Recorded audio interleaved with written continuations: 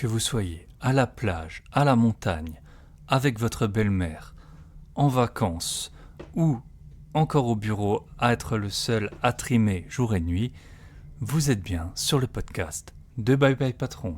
Et aujourd'hui, on va parler d'investissement diversifié sur base du permanent portfolio avec Ismaël. Ismaël, originaire de Poitiers, qui a été pompier notamment à Paris et dans le nord de la France, et qui à présent est investi dans diverses classes d'actifs, presque toutes les classes d'actifs auxquelles vous pouvez penser. Donc j'étais super content de partager cet épisode avec Ismaël. On avait 1 million de choses à nous dire. On a essayé d'aller à l'essentiel, mais c'est de nouveau un épisode qui aurait pu durer très très longtemps. Donc je vous souhaite une bonne écoute et on se retrouve tout de suite avec Ismaël après le jingle.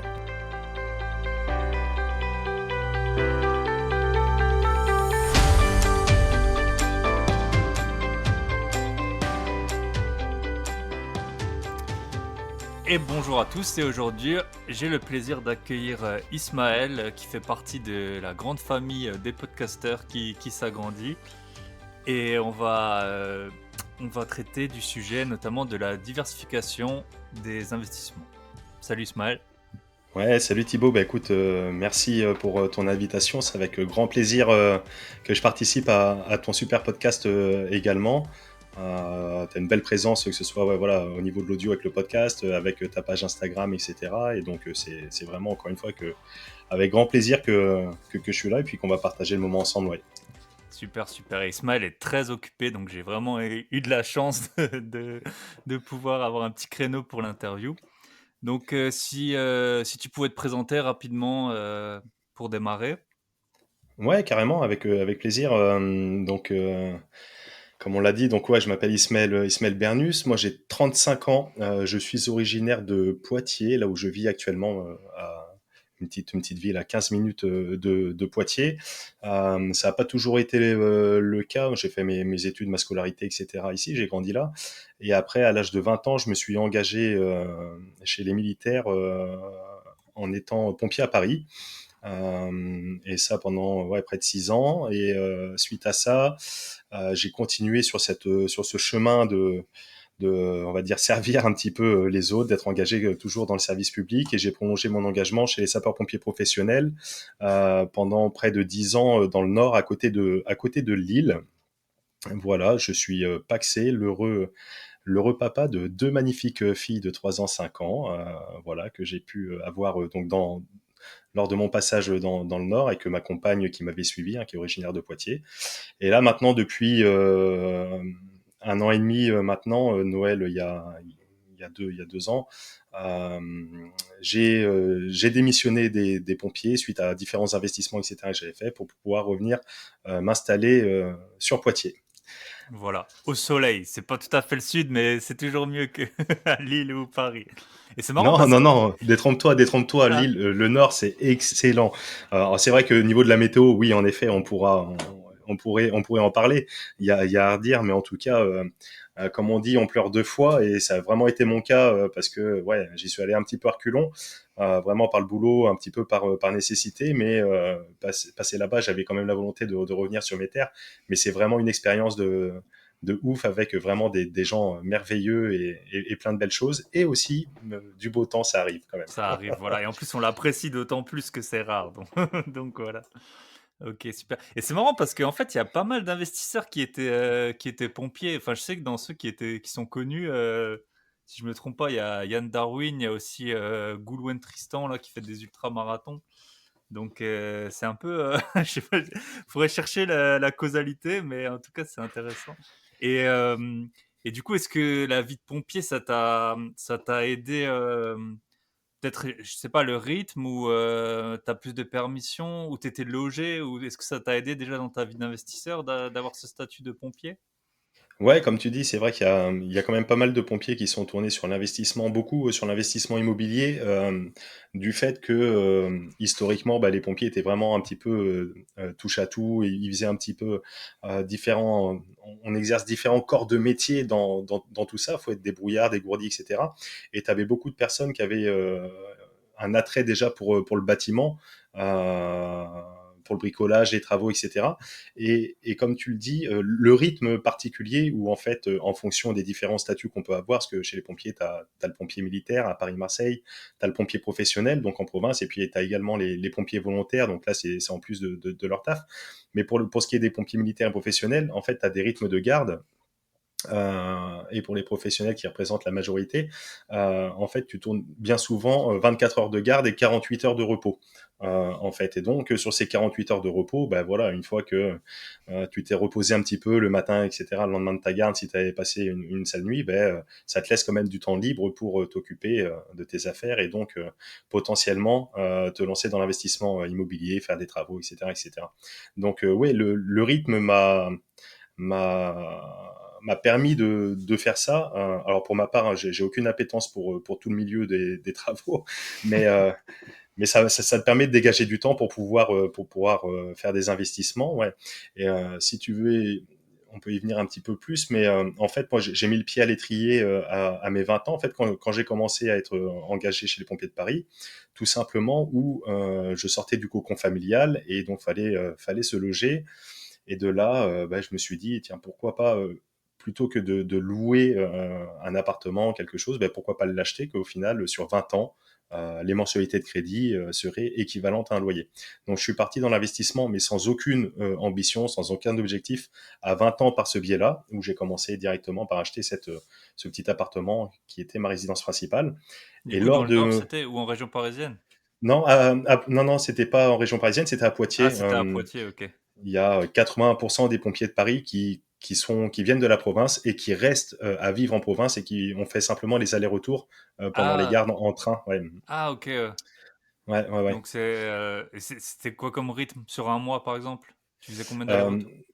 À Paris, alors tu pouvais faire des gardes de 24, 48 ou 72 heures, voire même un petit peu plus, mais grosso modo, ça devait être 14, 13, 12, 13, 14 gardes par mois, regroupés en 48 ou 72 heures, et donc ça laissait voilà des périodes de permission de une, deux ou trois journées par mois, et voilà, tu avais grosso modo 15 jours pleins par mois, que quand quelqu'un travaille de façon, on va dire, standard, des horaires de bureau, tu vas avoir tes quatre week-ends, Ouais, donc c'est 8 ça. jours. Ok. Mais là, tu travailles certes beaucoup plus en termes de volume horaire, t'es pas présent du tout, mais par contre, tu as deux fois plus de temps de De repos rythme. vu que tout Ok. est condensé, quoi. D'accord. Et donc, tu as Voilà, pu mais acheter à Poitiers. Et quand tu étais à Paris, tu dormais à la caserne ou quelque chose comme ça? exactement, ouais, ouais, ouais, on était logé en caserne pour les gardes. Et ce premier investissement, il était encore une fois pas du tout fait dans un but d'investissement, si ce n'est de dire, tiens, je vais pas acheter mon argent par les fenêtres à travers une location. J'avais ce simple raisonnement de base à l'époque, sans aucune arrière-pensée. Et ça m'a permis de mettre le pied à l'étrier, notamment lors de ma mutation, entre guillemets, pour partir dans le Nord. Il fallait bien que je fasse quelque chose de cet appartement. J'avais deux solutions, hein. Typiquement, c'était soit de revendre, ou soit de le mettre en location. Et donc, je me suis dit, tiens, je vais le louer, il est très très bien, on y a vécu, on était très très bien avec ma compagne, et donc pourquoi pas le mettre en location, chose que j'ai fait. Et voilà, et après, avec un an, 2 ans, tu vois que ça fonctionne bien, etc., C'est ça. t'as De envie de manière un réitérer peu, voilà. l'opération, quoi. Mm. C'était pas exactement fortuit, mais voilà, c'est l'enchaînement des événements qui a fait que tu as pu mettre le pied à l'étrier. Et ça, C'est ça. c'était il y a une dizaine d'années, du coup, plus ou moins? Ouais, il y a 15 ans, là, maintenant, ouais, ouais, c'était en 2007, Que tu as donc ouais, acheté? ouais, ouais, en Ouais. 2007, à mes 20 ans, donc j'ai acheté encore une fois, ce logement, j'ai mis en location, et après, on est arrivé dans le Nord. Je sais même plus si on a acheté notre résidence principale avant, et après, dans la foulée, on a réitéré avec ma compagne, sachant que ce premier investissement fonctionnait bien, tournait tranquillement. Euh, il n'était pas fou en termes de rentabilité, mais ça fonctionnait très très bien. Pourquoi pas réitérer un petit peu l'opération. Voilà, chose qu'on a fait. Donc, on s'est porté sur un deuxième petit appartement que j'ai acheté avec ma compagne en 2015, qui était déjà loué à l'époque. Je l'ai acheté loué, et à l'heure d'aujourd'hui, c'est toujours le même locataire qui est dedans. Ok, Euh, super. donc, ouais, c'est intéressant. Très intéressant. Ouais. Ouais, bah super. Du coup, tu as pu faire un deuxième investissement donc dans la même région. Exactement, ouais, sur Poitiers, ouais, ouais. Moi, je suis full investi sur Poitiers, donc comme je te le disais, entre deux, on avait acheté notre résidence principale dans le nord, là, sur la commune de Armentières, à 20 minutes, 20 kilomètres de Lille. Et cette maison, par contre, qu'on a revendue il y a 2 ans là maintenant, quand on est revenu s'installer sur Poitiers. Mais oui, oui, sinon l'ensemble des investissements sont sur Poitiers, ouais. Mm. Ok. Et depuis le nord, du coup, tu as pu en faire d'autres à Poitiers que le second Ouais, tout à fait. Donc depuis le Nord, donc comme tu dis, j'avais lancé avec ma compagne ce second. On a refinancé aussi dans le même temps le premier appartement. Donc on l'a racheté à deux, parce que j'avais acheté tout seul, donc en société avec ma compagne. On a refait le deuxième et donc la résidence principale. Et là en 2018, on a fait une acquisition sur un immeuble de rapport là sur Poitiers, un peu plus conséquent là pour le coup, qui lui m'a fait vraiment switcher en termes d'investissement. Bon là, je le dis rapidement, mais c'est vrai que euh, à partir du deuxième appartement, j'ai commencé à me dire, tiens, il faut faire vraiment les choses sérieusement, avec la connaissance fiscale qui vient avec, etc., etc. Le fait de racheter le premier appartement en société pour une question aussi de préparer l'avenir, la transmission, etc. Et de là, ouais, je te dirais à partir de 2015, j'ai commencé vraiment à creuser un petit peu tous ces sujets un peu beaucoup plus sérieusement même. Et ouais, avec vraiment l'envie de grossir, de développer du patrimoine et voilà, pour assurer les arrières et puis voilà, construire quelque chose de et puis sympa. voilà. Et changer de rythme professionnel. Et ça a été parce que c'est vrai que c'est une question qui revient souvent pour les gens qui habitent dans les villes qui sont chères. On leur bah forcément les biens à partir de 4 5 000 € le mètre carré, ça commence à être vraiment compliqué de trouver de la rentabilité locative. Et donc c'est un conseil qui est souvent donné d'essayer de regarder dans des villes plus rentables. Donc ça peut être votre ville d'origine, ça peut être je sais pas la ville de votre compagne, de vos grands-parents. Et donc en 2018, tu étais toujours dans le nord à ce moment-là quand tu as cherché ton immeuble. Ouais, ouais, ouais, toujours dans le nord, ouais, tout à fait. Donc si tu pouvais Donc expliquer éventuellement comment la gestion peut-être des deux que tu avais déjà et après les recherches justement avec cette distance. ouais, ouais, parfaitement, ouais. Ben, alors la gestion que j'avais, donc il s'agit de deux T2 initialement que j'avais, donc un qui était déjà loué, la deuxième 2015. acquisition qui était déjà acheté loué. En bail classique, en bail en location nue, etc. Et donc la gestion, ben, pas grand Il n'y a chose pas à faire grand-chose à parce que faire. Ouais. Il pas de connaît travaux, l'appartement mieux que toi en etc. fait. Ouais, exactement, c'est ça. Et donc une petite copropriété, syndic bénévole, trois propriétaires, il y a 4 lots, il y a trois propriétaires. Et donc, mis à part faire une petite AG, régler la question du partage des charges, etc. Vraiment, pas grand-chose à faire sur ce bien-là. Sur le premier bien que j'ai acheté, quand on l'a refinancé avec ma compagne, là, j'ai fait un petit peu de travaux pour vraiment casser, en fait, si tu veux, c'était un appartement de 47 mètres carrés avec vraiment 4 blocs distincts, bien fermés. Donc, la salle de bain, la cuisine, le salon et la chambre. Et là, on a refait des travaux pour refaire la cuisine complètement, refaire les sols. On a cassé la cuisine ouvert sur le salon et refait une salle de bain complète à ce moment-là pour vraiment créer de la valeur. Et c'est vrai que le fait d'ouvrir l'espace et de réaménager, ça a vraiment donné un petit plus. En plus, cerise sur le gâteau, on a gagné quelques petits mètres carrés avec les cloisons en moins. Ok, Mais, super. mais voilà. Et là c'est pareil, c'était toujours une location nue avec grosso modo un turnover au niveau des locataires tous les 2 ans et un bien qui s'est toujours reloué très très facilement. Euh, donc jusque-là, moi, je gérais tout en direct avec des beaux Oui, c'est papiers à tous les 2 ans, ça l'époque. va. Et les travaux, Euh, tu les avais mm. délégués de l'ouverture? Ouais, ouais, ouais. Les travaux, je les avais délégués. J'avais pris un artisan qui faisait un peu tout corps de métier et qui m'a fait ça très très bien. Ouais, ouais. Ok, super. Et les deux biens maintenant, tu les as dans une SCI? Ou juste Non, il y a qu'un seul bien là dans une SCI et l'autre bien, il est en nom propre et avec ma l'autre, il compagne. a un Ouais, nom propre en lui. ouais, Ok. ouais, ouais. Et du coup, tu pourrais nous dire un peu les chiffres pour ces deux investissements? Combien ils t'ont Ouais, ouais, bien coûté? sûr. Combien tu les loues?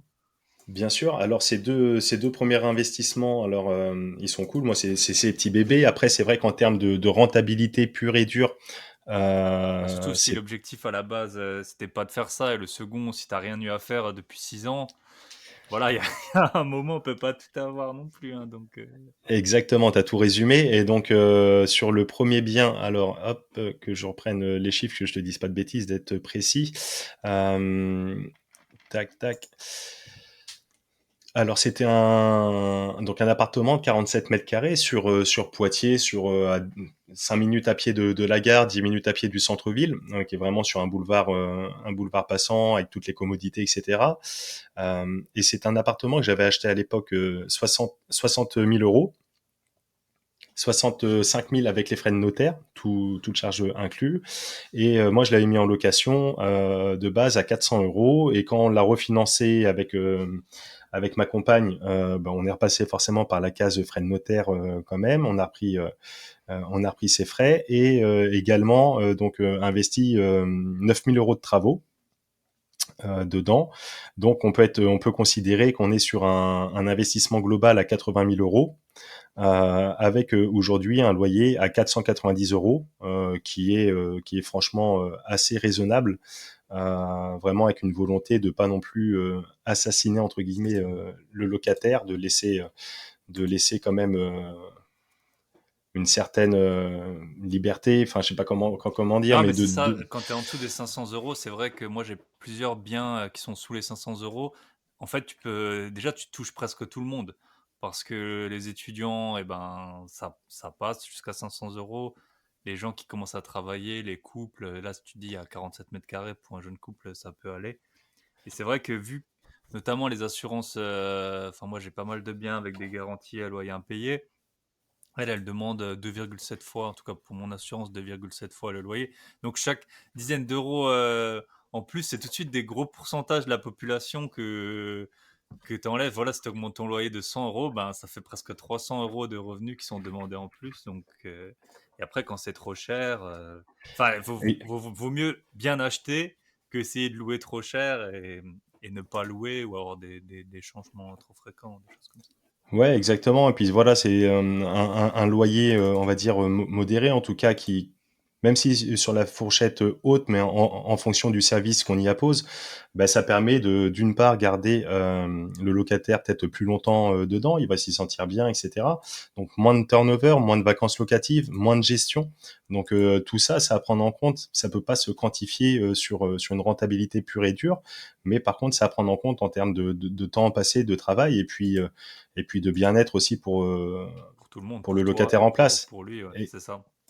exactement. Parce qu'en fait, on se rend pas compte, mais si vous demandez 50 euros de plus par mois et que tu perds un mois de vacances locatives à cause de ces 50 euros, tu vas mettre un an à le récupérer. Enfin, c'est vraiment le loyer, c'est pas là où il faut essayer d'être trop gourmand, je pense. Vaut mieux être gourmand à la négociation que sur le loyer.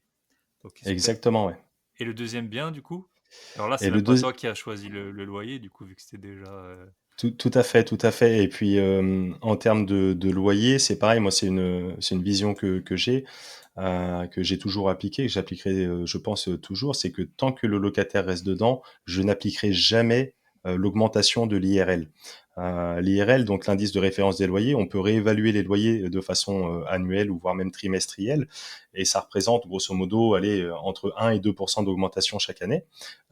Mais je ne me vois pas demander 7 euros de plus ou 7,58 euros sur des montants comme ceux-là aux locataires chaque année. Pour moi, ça n'a pas de sens. Je préfère réévaluer de 10 euros, de 20 euros, de 30 euros euh, suite à un turnover de locataires plutôt que de demander.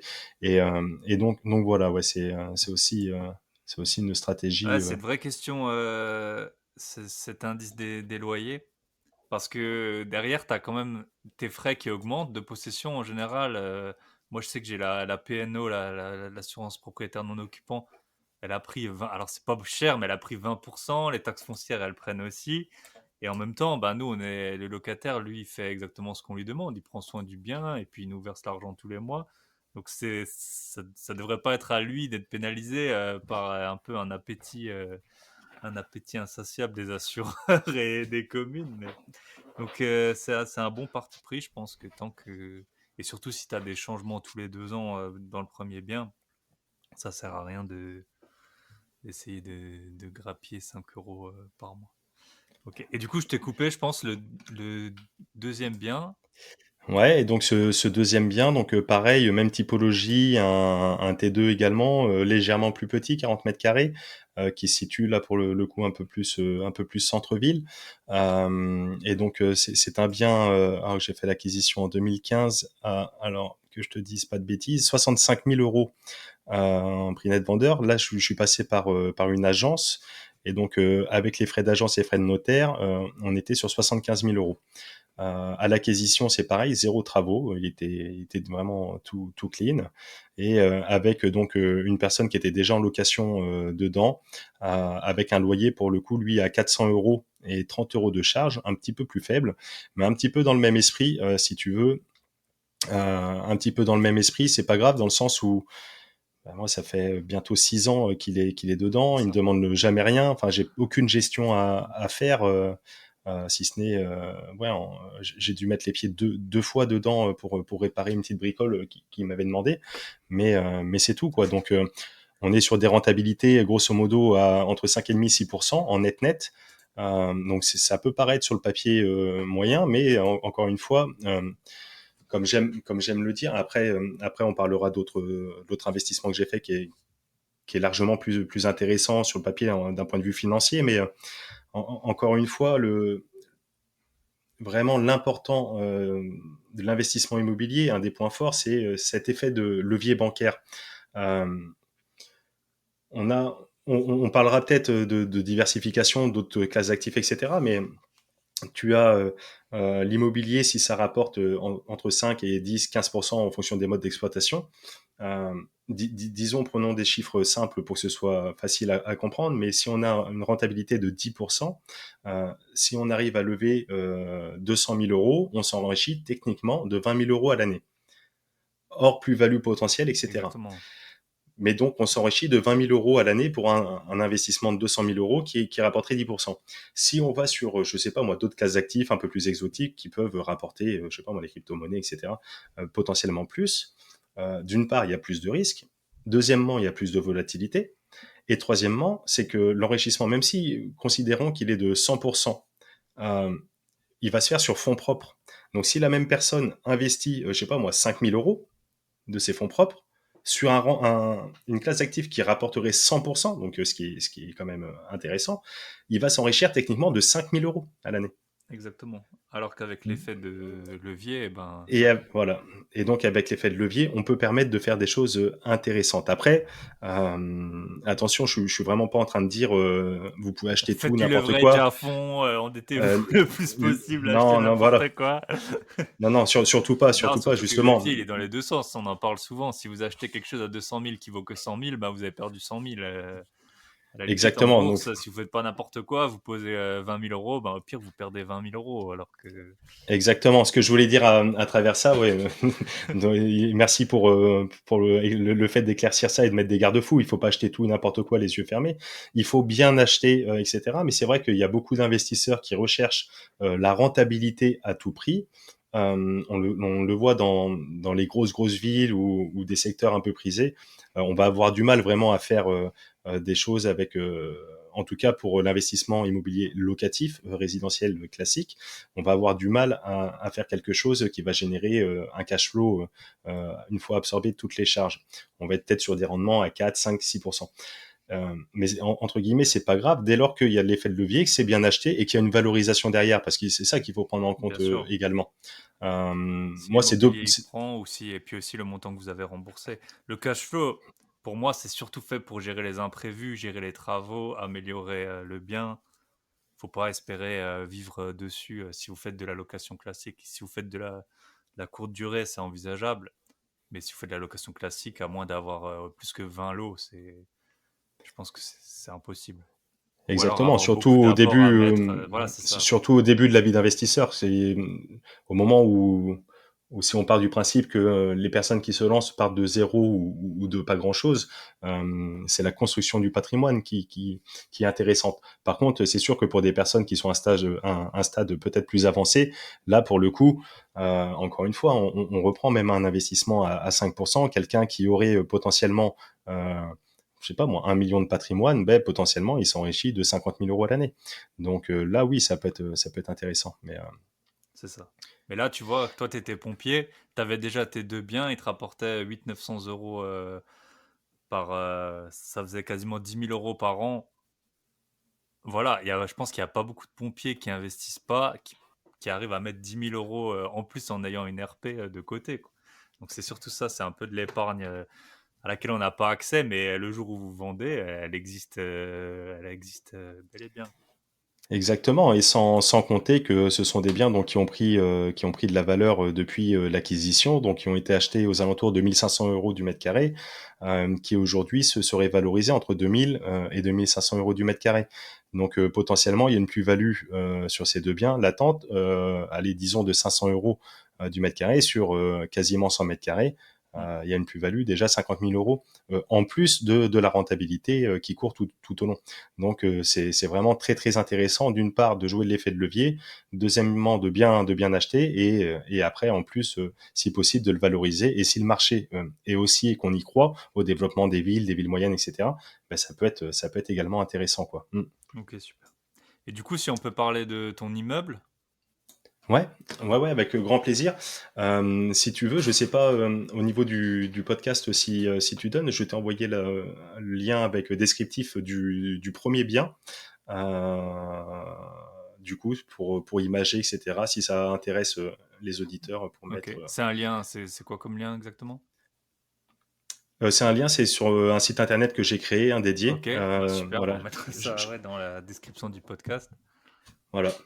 Je te Ok, l'ai mis dans le. Là, je te l'ai mis dans le chat, hein, si tu ok, veux. bah écoute, je le sauvegarde et puis je le mettrai en lien dans la description. Et puis aussi, je mettrai bien sûr le lien vers ton podcast Yes. pour, euh, pour tous les auditeurs que je vous recommande bien entendu d'écouter. Ok. Et donc pour l'immeuble? Ouais, donc concernant l'immeuble, donc fort un petit peu de cette expérience qui s'est fait un petit peu au gré à gré pendant cette période, sans avoir vraiment d'ambition particulière et une réflexion poussée sur le truc, on prend conscience que oui, en effet, il y a donc des possibilités, notamment à travers, comme on le disait, l'effet de levier bancaire, etc., etc. Il y a des possibilités de faire des choses intéressantes.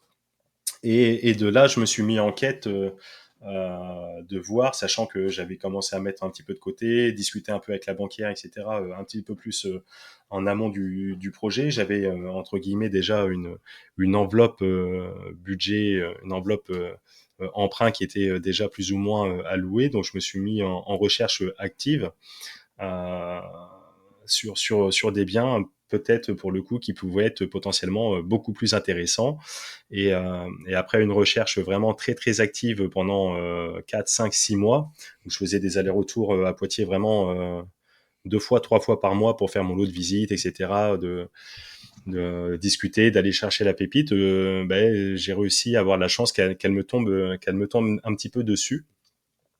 Et Provoquer donc la là, chance, c'est un peu ça que tu as dû, que t'as dû faire. ouais, c'est un petit peu ça, ouais. C'est sûr que j'étais de façon assez active quand même, mais ouais, ouais, de provoquer la chance. Et puis, justement, c'était lors d'une session de 2, 3 jours où je faisais des visites, etc. Au moment de remonter dans le nord, j'avais un bien qui était un petit peu dans le viseur, etc. Je commençais à faire un peu mes projections, et là, je vois une annonce qui tombe sur SoLoger. Donc forcément, je scrollais SoLoger, Le Bon Coin, avec des alertes, etc. au quotidien, plus en parallèle des échanges avec certains agents immobiliers avec qui j'avais quand même commencé à tisser de bons liens sur Poitiers. Et de là, en remontant sur le quai de la gare, je vois une annonce qui tombe sur SoLoger et waouh.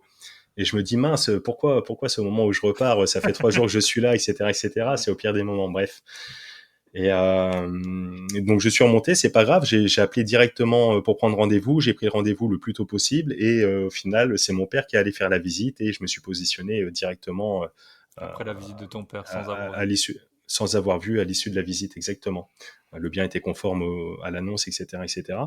Et donc voilà. Et donc j'ai pu avoir la primeur sur ce bien que j'ai pu négocier un petit peu aussi. Donc ce qui était intéressant. Et là, il s'agissait d'un immeuble de rapport, donc situé à Poitiers, à la gare, en face de la gare de Poitiers, un ancien hôtel particulier avec cinq lots pour le coup. 5 lots exclusivement habitation, plus de 300 mètres carrés, plus de 300 mètres, 310 mètres carrés en tout. Et voilà. Et donc de ce bien, j'ai commencé vraiment à me diversifier. Donc, c'est une acquisition qui a été faite également en nom propre, celle-ci. Mais je me suis dit, ça va être l'occasion de me lancer dans l'aventure du meublé avec le statut du LMNP dans un premier temps. Là, je vais passer LMP, pardon, Ok. Parce avec qu'avec 5 biens, tu es vite au LMP, hein, je suppose. Les 5 biens, ils sont en Ouais, meublé du coup? les 5 biens sont en meublé. En fait, aujourd'hui, il n'y a plus que 4 biens parce que d'entrée de jeu, j'ai créé une copropriété et j'ai revendu un bien qui était le plus grand. En fait, si tu veux, j'avais un studio, 20 mètres carrés, un T2 avec terrasse 40 mètres carrés, deux T4 de 85 mètres carrés, et au dernier étage, sur comble, un T3, mais de 90 mètres carrés avec des poutres apparentes, etc. Mais c'était qu'un T3. C'était le plus grand, un T3, mais avec les poutres apparentes, etc. Et donc, d'un point de vue locatif, je me suis dit que ça serait peut-être le moins intéressant à exploiter en termes de surface et de rendement. Par contre, en termes de vente, en termes de vente d'effet coup de cœur pour une résidence principale, ça pouvait être intéressant. Et donc, je me suis séparé de ce bien pour vraiment dégager de la trésorerie, Ok, pour d'une super. part être en sécurité quand même, parce que je commençais à avoir un patrimoine qui commençait à grossir, etc. Et je voulais quand même avoir de la trésorerie de sécurité au cas où, et également commencer à me diversifier sur également d'autres classes d'actifs. Voilà, donc ça m'a permis un petit peu tout ça. C'est ça en fait. Voilà. En général, alors il y a des exceptions, mais en général, quand on loue des pièces. Le tarif d'un T2 sera plus ou moins toujours dans une fourchette qui est assez proche, alors que quand on vend surtout des mètres carrés. Donc si vous avez un T3 de 90 mètres carrés ou de 50 mètres carrés, vous allez quasiment le louer au même prix. Par contre, vous allez le vendre peut-être 2 fois plus cher. Donc c'est sûr que les grands appartements avec peu de pièces, c'est pas le meilleur plan pour l'investissement locatif, mais pour la revente, visiblement, c'était intéressant. C'est exactement ça, ouais. Et donc le reste des lots, donc je me suis dit, bah tiens, typiquement c'est parfait. Les T4, ça va être vraiment excellent pour faire de la colocation, chose que j'ai fait. Et les deux plus petites surfaces, je me suis lancé dans le bain de la location courte durée. Ok, super. Typiquement Airbnb, Booking, et puis même une possibilité de site en direct, voilà, et qui fonctionne à merveille pour ces 4 lots. Ok. Et la location courte durée, c'est plutôt à des touristes ou des travailleurs que... Alors c'est ouais, une très très bonne question. C'est un mixte. Du coup, c'est pareil. Je te mets l'ensemble. Si vous allez à Poitiers, au Futuroscope ou ailleurs, vous aurez le lien dans la description. Non, mais c'est plus pour imager parce que Non, c'est bien vrai qu'on est sûr. sur de l'audio et on a du mal forcément. On n'a pas toujours. Voilà, c'est peut-être un peu compliqué de se projeter, d'imager. Puis ça permettra un petit peu tout ça. Euh, Du coup, là, pour te répondre, la location courte durée, elle, oui, elle est axée un petit peu sur tout type de personnes. Ça va dépendre des périodes. Les périodes de vacances scolaires, forcément, ça va être des gens plus touristiques, soit qui veulent visiter Poitiers, soit venir au Futuroscope, ou soit un point d'étape, une ville de passage. Et le reste du temps, également pour les week-ends, etc. Ou alors, ça peut être aussi beaucoup de contrats pour des gens qui viennent travailler avec des missions assez courtes, etc. Et donc, ouais, c'est plutôt intéressant, ouais. Et ceux-là, tu les as refaits, parce que là, je suis en train de surfer du coup sur ton site apparthotelpoitiers.com. Visiblement, ils ont été complètement refaits, ceux-là, par rapport Tout, à... tout à fait, ouais, ouais, ouais, tout à fait. Cuisine, salle de bain, parquet, puis peinture pour un des appartements. Et l'autre appartement, ouais, cuisine, salle de bain, écarlage de la chambre et peinture. Mais sinon, c'était un immeuble avec, je te dis, un ancien hôtel particulier. Et donc, il y avait déjà toutes ces moulures, C'est ça, ouais. etc., Là, on voit bien, au c'est niveau vrai des sur murs, des les... plafonds. que ça Et avait tout ça, du c'est temps. d'origine, ouais. Ouais, ouais, ouais. Ok, Avec des super. belles hauteurs de plafond, bien lumineux. Ouais, ouais, ouais. Et du coup, parce que c'est la première fois, je pense que je parle avec quelqu'un qui a fait cette opération de division cession. Comment ça s'est passé par rapport à ton financement? Tu as remboursé une partie de l'emprunt ou qu'est-ce que tu as fait avec le produit de cette cession? Ouais, très très belle question. Suite à la vente, de base, ma banquière chérie, si je peux l'appeler comme ça, elle était en congé, etc. Et elle est revenue de congé, je sais plus, mais 2, 3 jours avant de signer la vente. Et elle revient de congé, elle me dit bon bah Ismaël, parfait pour la vente, j'ai pris note des trucs, etc. Parfait, on va rembourser l'emprunt. Et pour ma part, non, non, c'était pas du tout le but de rembourser l'emprunt. Le but, c'était vraiment de garder cette manne, cette trésorerie pour pouvoir réinvestir, etc.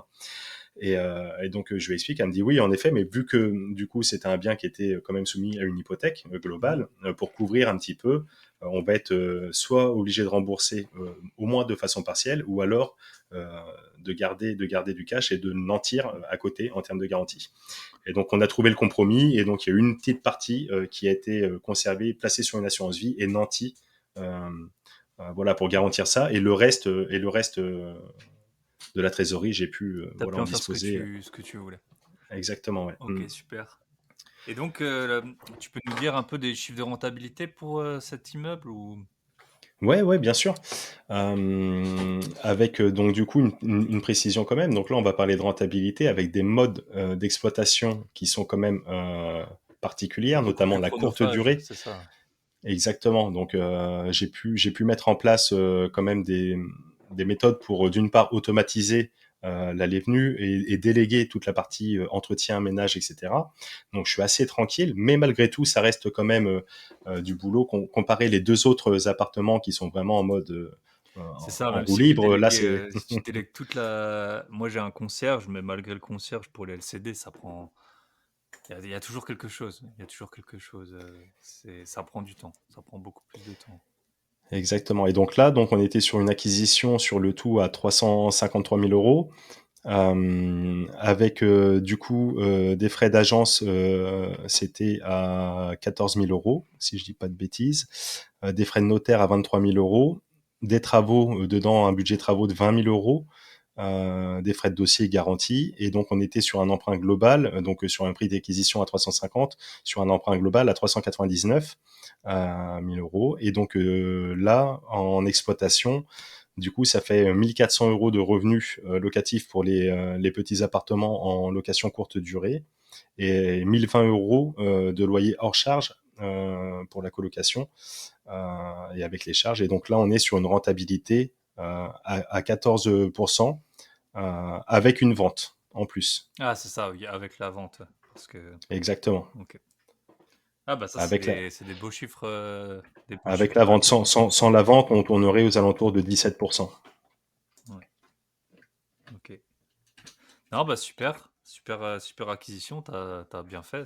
Puis ça fait passer un cap, hein, passer de T2 à 60 000 euros à un immeuble à 400. Là, t'as quand même le temps de te poser les questions. Est-ce que c'est la bonne taille? Non, bah super. Et du coup, tu peux nous parler un peu de ce que tu as fait du produit de cette vente du T3 dans Ouais, l'objectif de diversification?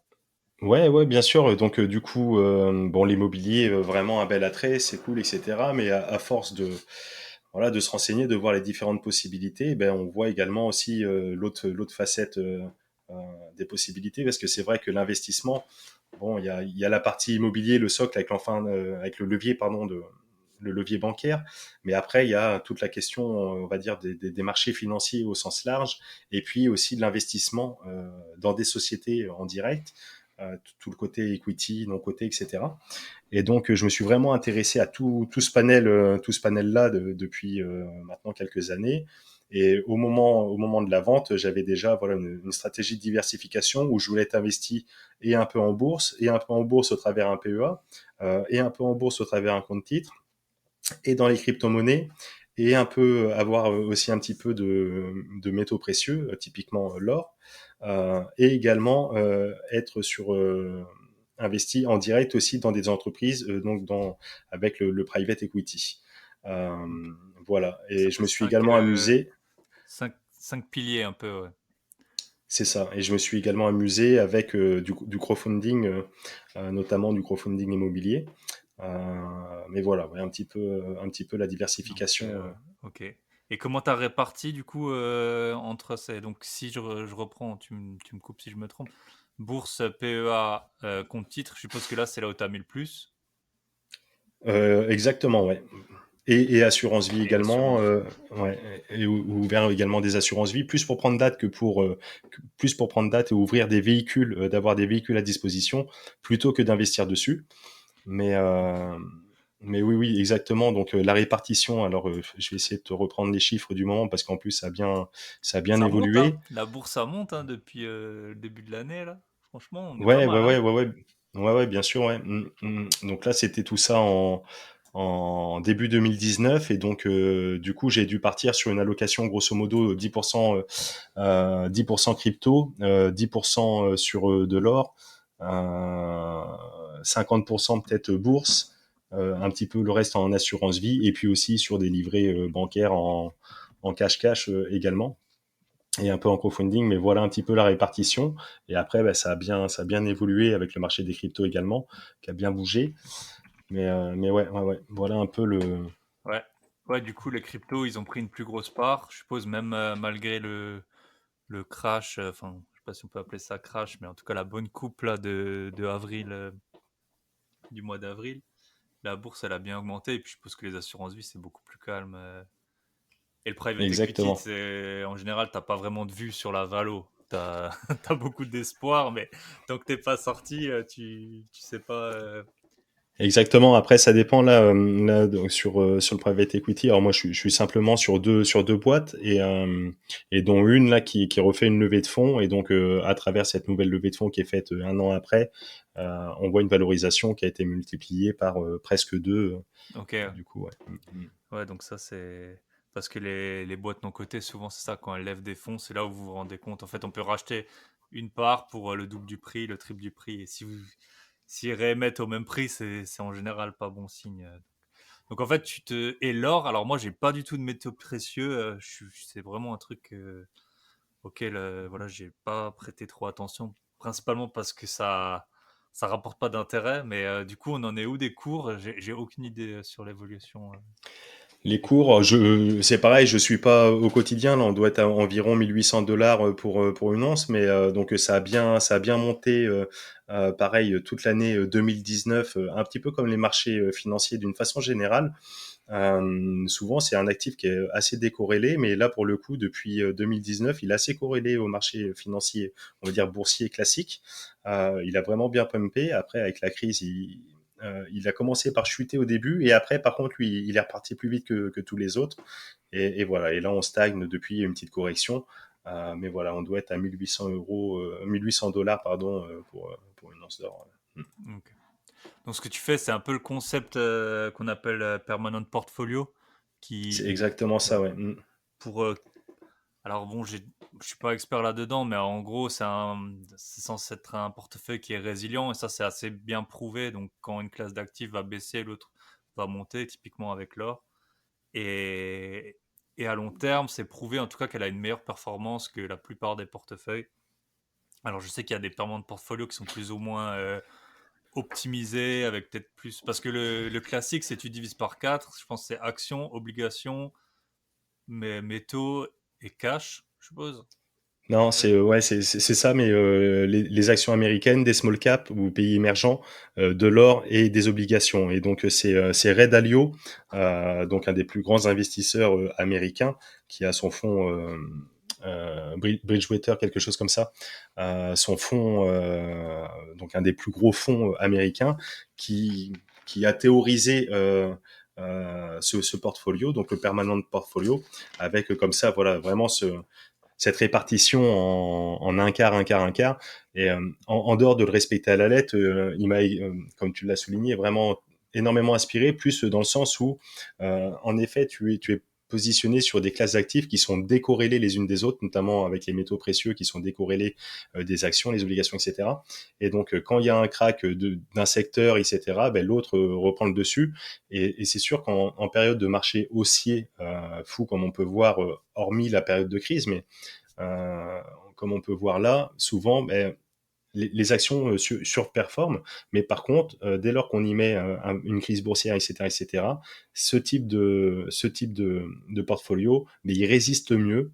Et lorsque, je sais pas moi, si quelqu'un est full action, il va être à plus 10% tous les ans, mais un an où il y a un crack, il va être à moins 30, ben, l'autre, il va peut-être être à plus 7%, mais le jour de la crise, il va perdre que 10%. Et en fait, lissé sur le temps, comme tu l'as dit, il y a pas mal d'études, etc., qui montrent que c'est quelque chose, en tout cas pour quelqu'un qui souhaite holder et pas trader, d'être tout le temps à rééquilibrer, à revendre, à racheter, etc.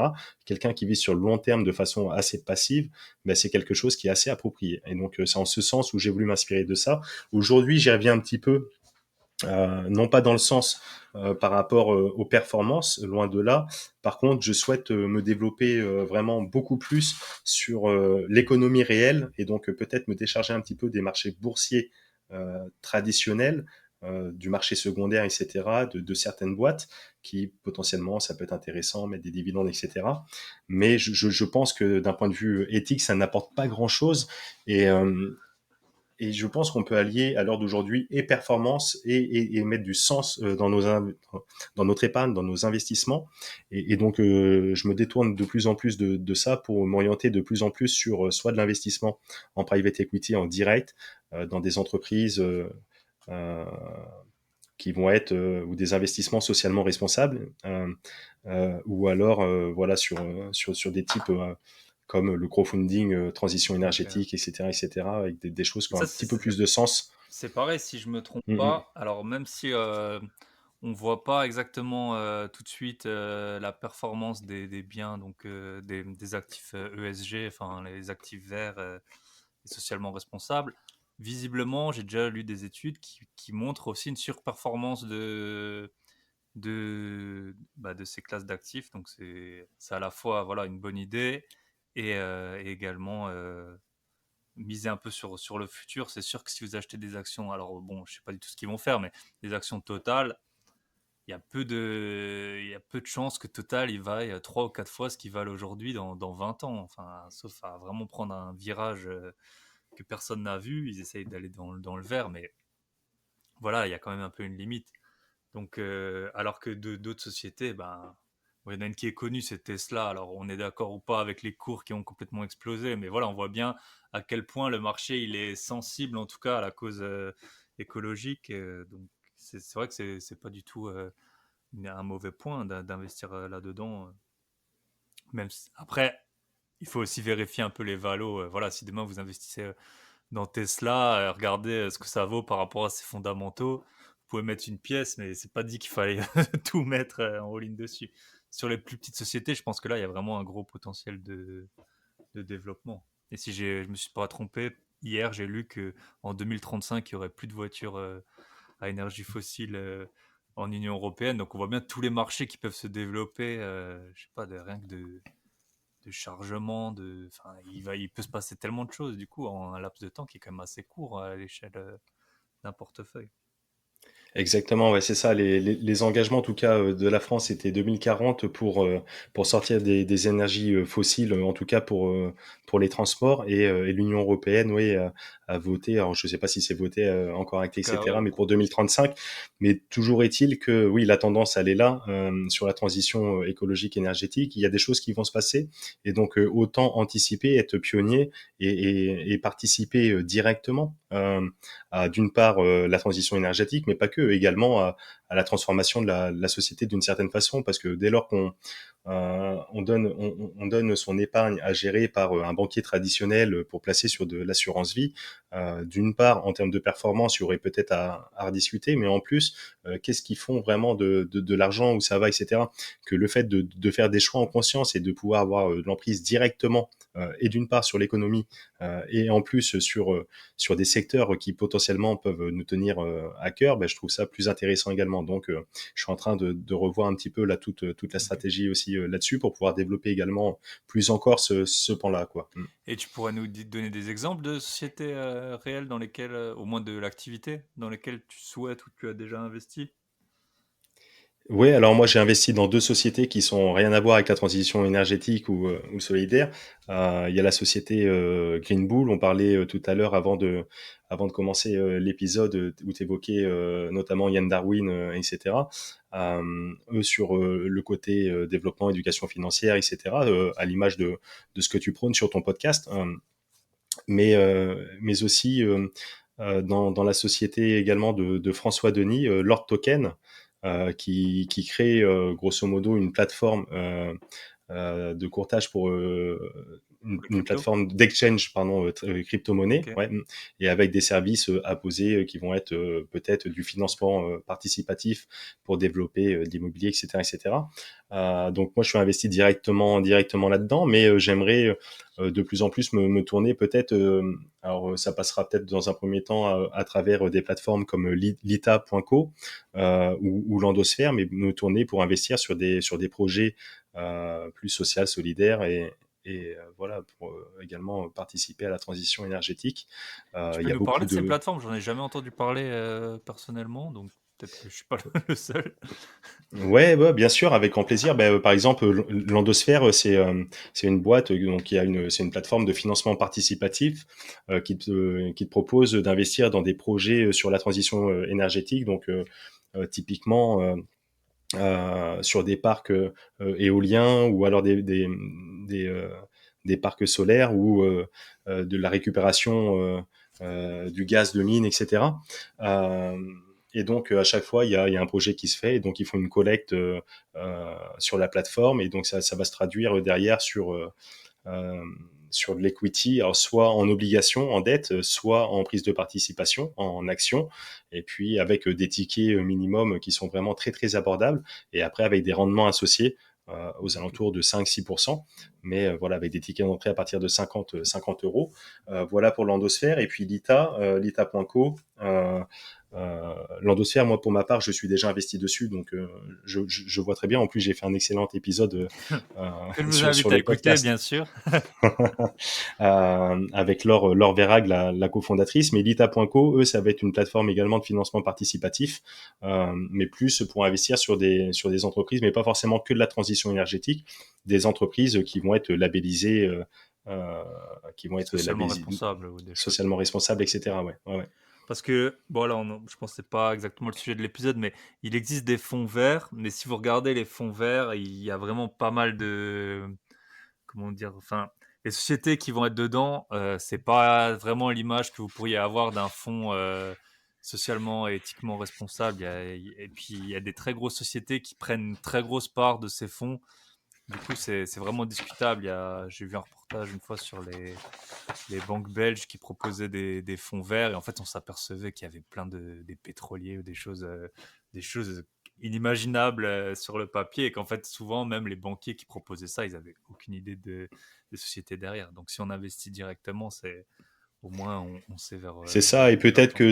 que sur les boîtes que tu parles, avec les compagnies pétrolières, etc., ils le classent peut-être fond vert parce que peut-être qu'ils partent de loin, mais qu'ils ont peut-être certainement amorcé quand même des virages à 180, 190 degrés dans la direction de se renouveler. T'évoquais tout à l'heure Total, et c'est vrai que ça pourra faire partie, mais demain Total sera un des géants verts. Euh, de la planète, C'est alors possible. qu'ils Ouais, c'est partent ça. de très Ils très très partent de très très, loin. mais ils ont un très gros impact. Donc c'est sûr que Mais forcément, quand eux ils changent, si vous avez une PME qui pose 3 panneaux solaires, et ben elle a beau être 100% verte, si Total ils font un petit changement eux dans leur exactement, hein, exploitation, s'ils ça, basculent 15%, 20% de leur exploitation, ben oui, ça exactement. va avoir un impact considérable, c'est sûr et certain. Et donc, il y a plusieurs critères comme ça qui vont régir après au niveau en tout cas des labels. Va y avoir également la prise en compte comment est constituée la société, quelle est la rémunération aussi des salariés. Est-ce que les salariés sont tous actionnaires de la société? Est-ce qu'il y a un plafonnement des revenus entre le salarié le moins bien rémunéré et le patron, etc., etc. Il y a énormément de critères comme ça qui viennent conforter dans ces labels, et ça peut être intéressant, mais en effet, oui, il faut creuser, faire ses propres recherches, et c'est comme C'est pour ça, tout. on Ouais. en est un peu au début, mais il y a pas mal de choses qui se mettent en place, des référentiels internationaux, des référentiels un peu plus locaux, des sortes de... C'est un peu compliqué à faire, mais des sortes de notes, voilà, en fonction de votre risque. Si vous êtes dans des pays pauvres, peut-être les risques de corruption, voilà, d'exploitation des gens. Donc, c'est sûr que c'est difficile de mettre côte à côte. Je sais pas si vous rasez l'impact que vous avez sur les animaux, sur le régime politique local, sur l'exploitation des ressources. Mais c'est vrai qu'il y a pas. C'est très intéressant comme domaine et c'est vraiment ce que je pense qui bouge le plus en ce moment. Donc, tu fais super Ouais, bien ouais, de. exactement. Et ça tient à se développer. Et c'est vrai que d'une façon générale, l'épargne des Français, ça représente 11 tonnes de CO2 par an. Et 11 tonnes de CO2, bon, tu vas me dire, ça représente quoi? J'y connais rien. Oui, moi non plus. Mais 11 tonnes de CO2, c'est plus que les transports. En gros, l'épargne moyen des Français qui dort en banque est utilisé d'une certaine façon, qui produit Ah, beaucoup plus, qui a une empreinte carbone beaucoup plus importante que le mode de transport annuel des mêmes Français. Et donc c'est vrai qu'il y a énormément à faire et il y a beaucoup de choses à faire en la matière. Et donc je trouve ça quand même un domaine très intéressant. Bon, on dérive un petit peu de l'immobilier non, mais initial. c'était un peu le thème de l'épisode. Donc, si je résume, brûler toute votre épargne dans un Porsche Cayenne, ça polluera moins que de le laisser, que de le laisser sur des comptes. Non, je connaissais pas ces chiffres. C'est vrai, c'est très intéressant de. Donc, regardez où va votre épargne si vous en avez C'est beaucoup. ça. Et pour reprendre ce que tu disais tout à l'heure, c'est intéressant également avec notre ami Elon Musk et Tesla. On peut quand même, soit il y a un business model, enfin en tout cas pour vendre de la voiture électrique, etc. Donc ça peut être louable. Par contre, il y aurait peut-être à discuter sur la conquête spatiale, la course qui se font C'est ça. avec Virgin Galactic Ouais. et puis Blue Origin là de Bezos et puis Richard Branson. Donc les trois, on va dire les trois mousquetaires. Voilà, bon, il y aurait peut-être à redire aussi sur l'empreinte, même si après, bon, voilà, ça partirait peut-être sur des sujets un peu plus philosophiques, un peu plus lointains, mais voilà. Donc, de toute manière, dans tous les cas, tout n'est pas C'est jamais tout tout blanc, tout blanc ou noir. tout noir. Et quand vous aidez Mm, quelqu'un, vous. Voilà, c'est pareil. L'autre jour, j'avais entendu. Il y a Jean-Marc Jancovici, là, il est assez connu sur YouTube et il explique assez bien les choses. Et il dit que par exemple, une centrale nucléaire, ça prend peut-être 1% d'un champ éolien qui produit la même énergie. Donc voilà, on peut être pour ou contre le nucléaire, mais voilà, le champ éolien, il va prendre de la place pour des animaux, pour des choses comme ça. Donc c'est jamais, dans l'écologie, c'est jamais noir ou blanc et tout le monde a un peu son avis, mais c'est sûr que c'est intéressant, je pense, justement de se pencher sur le sujet et puis de mettre ses investissements dans le même sens. Et puis là, on voit aussi sur les cryptos, là, il y a pas mal de mouvements en ce moment sur les fermes de minage de Bitcoin. Alors, pour l'instant, j'ai l'impression que ça n'a pas trop d'impact sur le cours, mais voilà, en fonction des pays, ce qu'ils vont un petit peu, et décider. puis il n'y a pas encore assez de recul. Après, il y a eu quelques études qui sont parues là-dessus. Alors c'est sûr que les fermes de minage avec tous les gros serveurs, etc., branchés H24, ça consomme, mais est-ce que le système à grande échelle consommerait plus que le système bancaire C'est classique ça, de avec Visa qui ont des les data Visa, centers et tout Mastercard, ça. etc. Est-ce que ça consommerait plus? A priori, je dis non. Mm. Donc voilà, ça reste encore aussi à l'étude. C'est sûr qu'il y aura du pour du contre. Et en plus, c'est que le début de la technologie aussi blockchain qui est mise en place au début. Bon, il y a matière à Ça, discuter, il y c'est a sûr, matière à ouais. travailler, mais Et ouais. puis Mais les c'est vrai fermes, que ce sont des débats. il y a rien qui nous empêche. La Chine, ils ont pas mal de fermes qui tournent visiblement à l'énergie hydroélectrique aussi et tout ça. Donc, mais forcément, ce sera un élément dont il faudra tenir compte dans le futur. Ok, bah écoute, on va arriver bientôt à 1 heure d'épisode. Donc pour finir, j'ai toujours deux petites questions que je pose. C'est est-ce que tu as un livre ou des ressources à partager? Je vois dans le fond de ta caméra que vous ne voyez pas qu'il a le livre de Phil Knight, L'art de la victoire, très bon livre. On voit bien à quel point il a forcé la chance. Enfin lui, il avait jamais de cash de côté. Il a toujours tout réinvesti et tout. Enfin, je sais pas quand pour toi, mais moi quand je l'ai lu, j'étais un peu épuisé, quoi, de voir à quel point c'était. J'achète 100 chaussures, je les revends, j'ai de quoi en payer 200 et je sais plus, il parlait je l'ai lu il y a longtemps, mais un de ses amis là, les parents, ils avaient posé, je crois, 8 000 $, c'est devenu des millions de dollars, mais on voyait bien à quel point le cash is king déjà il y a 30 40 ans, c'était important, quoi. Non, ouais, c'est clair, ouais, ce livre, comme l'autre de la biographie de Steve Jobs, c'est vrai que tout ce qui est biographie et ou autobiographie, c'est toujours intéressant d'un point de vue, voilà, entrepreneuriat, état d'esprit, pour voir un petit peu le cheminement. C'est très très immersif. J'adore la lecture pour ça. C'est pas cela que je voulais te recommander. J'en ai sélectionné deux Ok, autres. super. Compound Effect de Darren Hardy, les effets cumulés, qui est vraiment ouais, exceptionnel en tout cas je trouve. Assez simple, hein, de bon sens, mais voilà, qui explique que avec des petits effets, des petites actions répétées quotidiennement, ben, on arrive à faire vraiment de grandes différences au bout du bout. Et on peut l'appliquer vraiment à tout domaine de la vie, hein, que ce soit sportif, l'alimentation, le business, les investissements, etc. Et donc, ouais, The Compound Effect de Darren Hardy est vraiment exceptionnel pour ça. Et j'aime bien également de Ryan Holiday, L'obstacle et le chemin. Ok. Euh, Ryan Holiday est un auteur qui est assez apprécié, par exemple, de Tim Ferriss. Il a toute une philosophie sur le stoïcisme. Et voilà, l'obstacle et le chemin, en gros, voilà, tout est mis sur la couverture. C'est l'art éternel de transformer les épreuves en victoire. Euh, En gros, c'est intéressant de se fixer des objectifs, d'avoir des buts, etc. dans la vie, mais voilà. Le Euh, voyage compte plus que l'arrivée, bien souvent, c'est ça, il le faut. voyage compte plus que l'arrivée. Il y a un petit peu de ça, et puis il y a aussi un petit peu de sur le voyage. Ben, il y aura forcément des embûches, voilà. Et je pense qu'il est intéressant euh, voilà, de faire face et d'essayer d'être le plus stoïque possible par rapport aux événements qui peuvent nous arriver en cours de route. On parlait tout à l'heure des investissements, etc. On a parlé, voilà, du cheminement, et puis on arrive sur entre guillemets la réussite, voilà, immobilière, financière, etc. Mais à côté de ça, j'ai essuyé des refus de prêt sur d'autres projets. Là, je suis en train de concrétiser un projet. Ça fait 2 ans que je suis dessus, etc. Travaillé énormément, ça n'a pas été facile. Il y a vraiment beaucoup de choses, et que ce soit là du côté investissement, mais également sur la vie perso, etc. Il y a toujours, voilà, l'obstacle et le chemin de Ryan Holiday est vraiment très, très inspirant pour tout ça, quoi. Mm. Ok, super, bah merci pour ces deux. Le premier, je le connaissais, le deuxième, c'est vrai que j'en avais jamais entendu parler.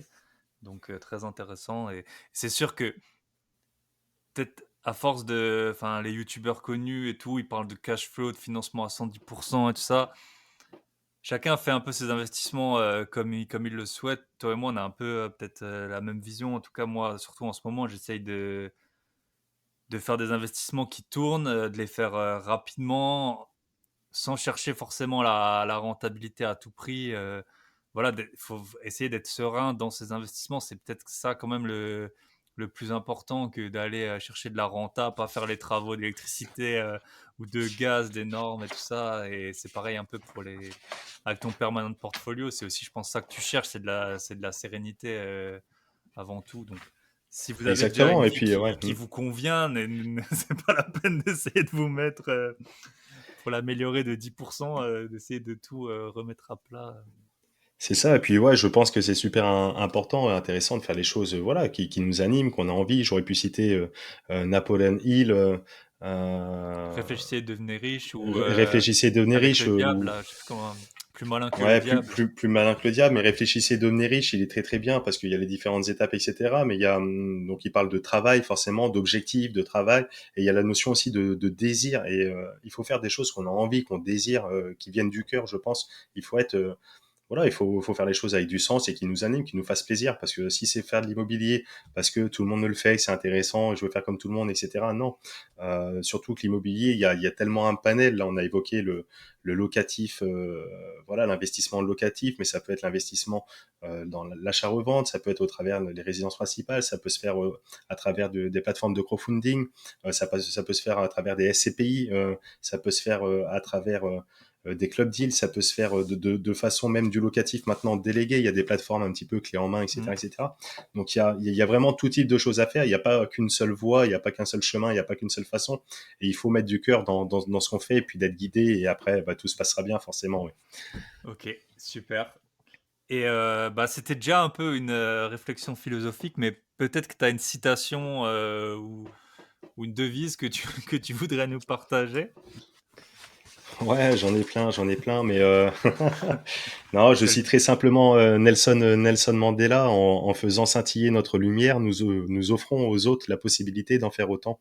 Voilà, en gros, on peut être des exemples un petit peu pour tout le monde autour de soi, et donc d'essayer d'être, voilà, essayer de faire scintiller sa Voilà, c'est lumière. ça, d'être moteur un peu pour ce qu'on fait à tout petite échelle avec ce podcast. Et voilà, essayer de vous inspirer. Nous, on n'ira pas en prison peut-être pour nos idées d'investissement, mais voilà, c'est ça l'idée, le partage, voir que c'est possible. En fonction de la dernière fois, j'avais une enseignante à mi-temps avec 5 enfants. Toi, tu as été pompier, donc c'est quand même un métier qui est prenant, qui est physique. T'as pas habité sur place. Et maintenant, tu vois où t'en es, franchement c'est génial. Et puis aussi, comme quoi tout ce que tu fais maintenant dans ta vie de tous les jours, tu l'as appris sur le tas. Encore maintenant, tu as 35 ans, dans 5 ans, je suis sûr, si on rediscute, tu feras encore des choses. Là, en fait, la moitié des choses que tu fais maintenant, il y a 5 ans, t'en avais pas idée. Et peut-être que dans 5 ans, t'en auras pas idée. Donc jamais, c'est ça, si vous voulez une vie qui vous convienne, faut toujours... L'humain, c'est ça, hein, on passe de l'ennui à l'envie. Enfin, c'est un peu toujours, toujours plus d'envie. Donc voilà, n'arrêtez jamais d'apprendre, de vous former et tout ça. Bah écoute, Ismaël, ça m'a fait super plaisir d'avoir cet entretien avec toi. Et donc je Ben, rappelle merci à toi Thibaut. ton podcast, la bonne fortune. Si on veut te contacter, c'est le plus simple, c'est Instagram ou c'est ton site ou... Alors j'ai un compte Instagram que je vois peut-être pour essayer de de m'y atteler, de le développer peut-être à la rentrée. Sinon il y a le site internet, mais là où je suis peut-être le plus présent, c'est sur LinkedIn, sur mon nom perso, Ismaël Bernus. Voilà. Après on peut me contacter, enfin vraiment par tous les moyens, mais LinkedIn j'aime bien, ouais, ouais, ouais. Ou alors réservation Airbnb pour un mois complet et ensuite dans la messagerie, vous pourrez avoir ces contacts. Ben, merci Non, mais beaucoup. par Vas-y. contre, si tu veux, si pour tes auditeurs, ça peut être rigolo. S'il y en a qui viennent par Poitiers, par nécessité, etc., et qui passent dans le coin, ça fera plaisir de leur offrir une bouteille de vin s'ils viennent sur Poitiers, qui sont intéressés par les logements. Voilà, s'ils viennent de Voilà. ta part, ça fera plaisir d'offrir L'offre une bouteille de vin spéciale. pour les logements. Ok, super. Bah, merci beaucoup, Ismaël. Et à bientôt. Merci à toi. Voilà, j'espère que vous avez pris autant de plaisir à écouter cet épisode que moi j'en ai eu à faire cette interview avec Ismaël. Pour rappel, n'hésitez pas à mettre une note 5 étoiles sur Apple Podcast, YouTube, Deezer, Spotify, tout ce que vous voulez. Et si vous le souhaitez, mon livre Négocier un bien immobilier, 7 techniques pour gagner des dizaines de milliers d'euros est toujours disponible sur Amazon. Vous tapez Bye Bye Patron en un mot, ou alors il y a le lien dans la description du podcast. C'est un investissement que vous ne regretterez pas. Vous pouvez rentabiliser 100 000 voire 10 000 fois son prix. Je ne peux donc que vous recommander sa lecture. A très bientôt, bye bye et bonne semaine.